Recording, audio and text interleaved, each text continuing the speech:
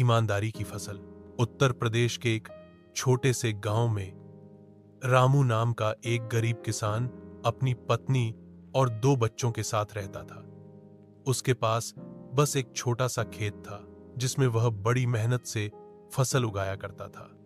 बारिश के भरोसे खेती होती थी और अगर समय पर बारिश न हो तो उसके परिवार को भूखा सोना पड़ता। रामू पढ़ा लिखा नहीं था, लेकिन मेहनती और ईमानदार बहुत था। वह हर रोज सूरज निकलने से पहले खेत में पहुंच जाता और सूरज ढलने तक मेहनत करता। उसकी पत्नी गौरी घर का काम करती और कभी कभी खेत में भी मदद करती।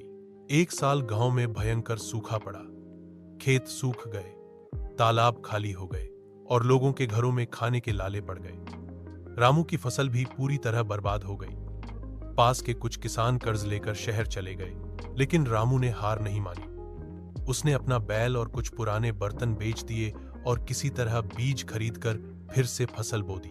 गांव के कुछ लोगों ने उसे पागल कहा, इतनी बार धोखा खाने के बाद भी मेहनत कर रहा है।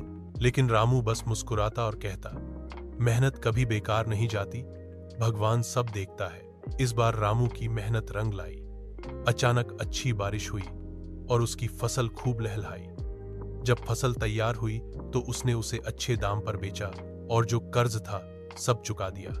इतना ही नहीं, उसने गांव के कुछ गरीब परिवारों की भी मदद की। रामू अब भी उसी छोटे घर में रहता है, लेकिन अब उसके पास एक बैल है, थोड़ा ज्यादा खेत है और बहुत सारा सम्मान। लोग उसे रामू भैया कहकर आदर से बुलाते हैं। सीख, ईमानदारी, मेहनत और हिम्मत, चाहे हालात जैसे भी हों, अगर इंसान इन तीनों को थामे रहे तो एक दिन किस्मत जरूर बदलती है।